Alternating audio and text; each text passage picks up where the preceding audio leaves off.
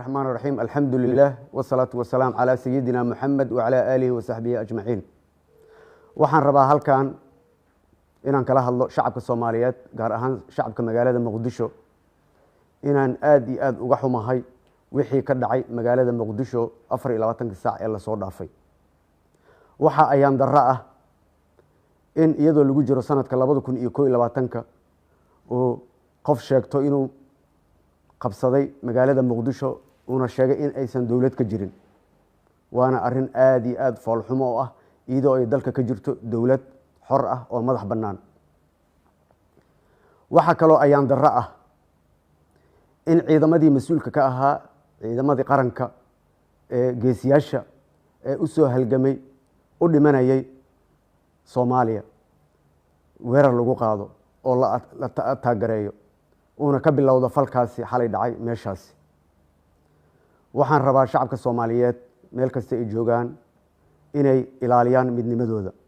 shacabka Muqdisho waxaan leeyahay waxa loo socdo waa hantidiinni, waa naftiinni, waa guryihiinni in lagu burburiyo.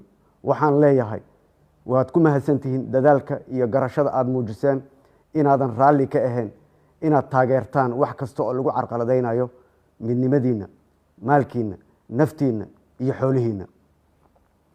waxaan leeyahay dawladda aan aniga mas'uulka ka ahay ee xukuumadda ah oo aan ra'iisul wasaaraha ka ahay diyaar ayaan u ahay sidaan horay idinkugu sheegay in aan la fariisto qof kasta oo cabasho sheeganaya haddii aan leeyahay mid doorasho, mid amni iyo mid kaleba.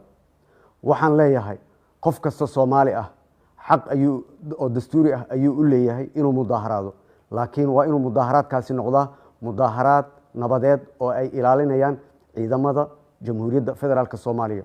raalli marnaba kama noqonay mudaaharaad la soo abaabulay oo ay horkacayaan ciidamo oo ka soo horjeeda ciidamadii dawladda.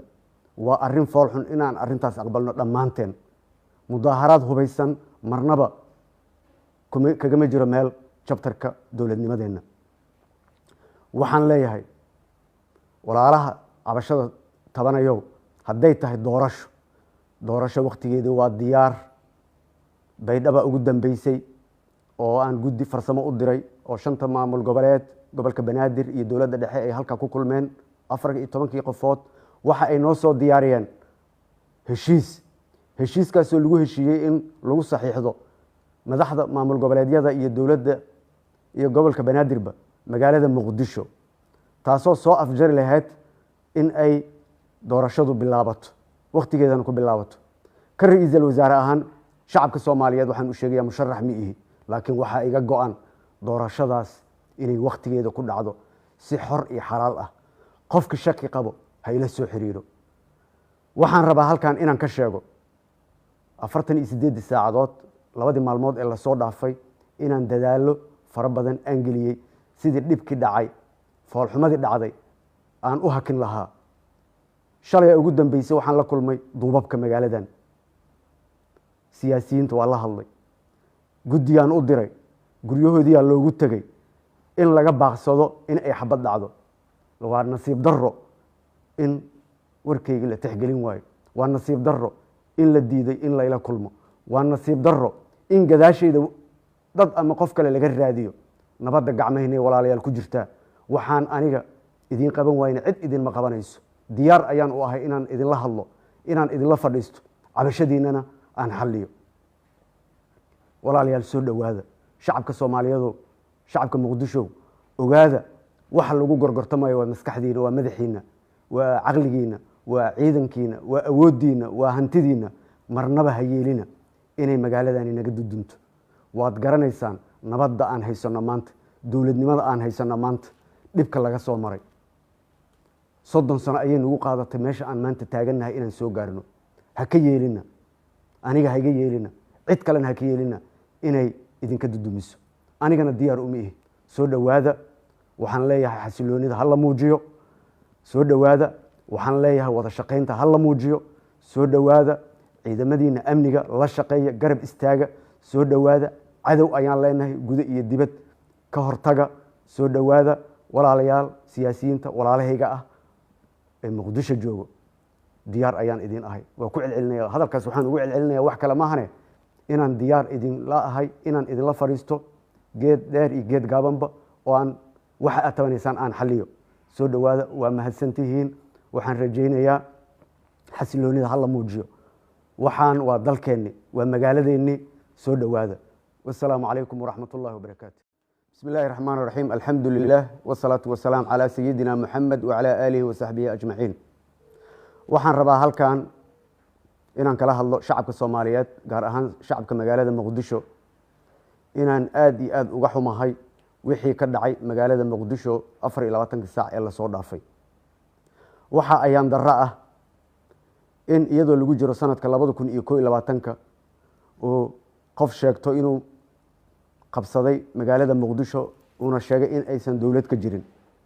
waana arrin aad iyo aad foolxumo oo ah iyadoo ay dalka ka jirto dowlad xor ah oo madax bannaan.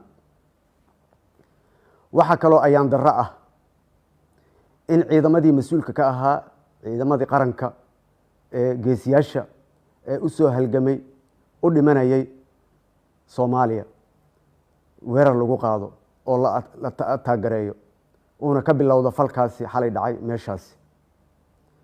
waxaan rabaa shacabka Soomaaliyeed meel kasta ay joogaan inay ilaaliyaan midnimadooda.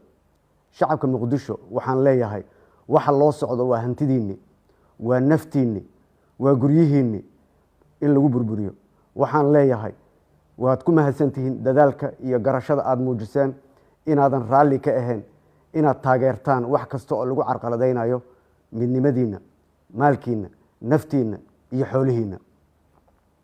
waxaan leeyahay, dowladda aan aniga mas-uulka ka ahay ee xukuumadda ah, oo aan ra-iisul wasaaraha ka ahay, diyaar ayaan u ahay sidaan horay idinkugu sheegay in aan la fadhiisto qof kasta oo cabasho sheeganaya, haddii ahaan lahayd mid doorasho, mid amni iyo mid kaleba.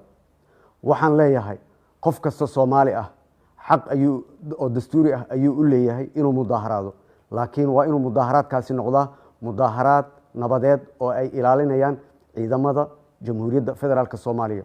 raalli marnaba kama noqonayay mudaaharaad la soo abaabulay oo ay horkacayaan ciidamo oo ka soo horjeeda ciidamadii dowladda. waa arrin foolxun inaan arrintaas aqbalno dhammaanteen.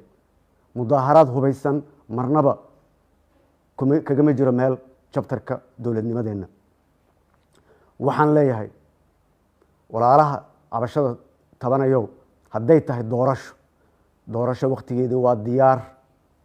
baydhaba ugu dambeysay oo aan guddi farsamo u diray oo 5 maamul goboleed, gobolka Banaadir iyo dowladda dhexe ay halka ku kulmeen 14 qofood. waxa ay noo soo diyaariyeen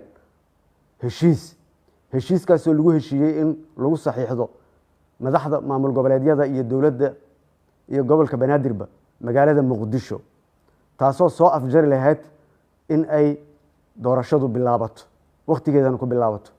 ka ra'iisul wasaare ahaan shacabka Soomaaliyeed waxaan u sheegayaa, musharax ma ihi, laakiin waxaa iga go'an doorashadaas inay wakhtigeeda ku dhacdo si xor iyo xalaal ah. qofka shaki qabo ha ila soo xiriiro. waxaan rabaa halkan inaan ka sheego 48 saacadood, 2 maalmood ee la soo dhaafay, inaan dadaalo fara badan aan geliyey sidii dhibkii dhacay, foolxumadii dhacday aan u hakin lahaa. shalay ugu dambeysay waxaan la kulmay duubabka magaaladan, siyaasiyiinta waa la hadlay, guddiyaan u diray, guryahoodiyaa loogu tegay in laga baaqsado in ay xabad dhacdo. waa nasiib darro in warkayga la tixgelin waayo. waa nasiib darro in la diiday in layla kulmo. waa nasiib darro in gadaashayda dad ama qof kale laga raadiyo. nabadda gacmahaynay walaalayaal ku jirtaa. waxaan aniga idiin qaban waayna cid idinma qabanayso. diyaar ayaan u ahay inaan idinla hadlo, inaan idinla fadhiisto, cabashadiinnana aan xalliyo. walaalayaal soo dhowaada. shacabka Soomaaliyeed, shacabka Muqdisho, ogaada waxa lagu gorgortamayo waa maskaxdiina, waa madaxiina, waa caqligiina, waa ciidankiina, waa awoodiina, waa hantidiina. marnaba ha yeelina inay magaaladani naga dudunto. waad garanaysaan nabadda aan haysano maanta, dowladnimada aan haysano maanta, dhibka laga soo maray. 30 sano ayay nagu qaadatay meesha aan maanta taagannahay inaan soo gaarno. ha ka yeelina, aniga ha iga yeelina, cid kalena ha ka yeelina inay idinka dudumiso. anigana diyaar uma ihi.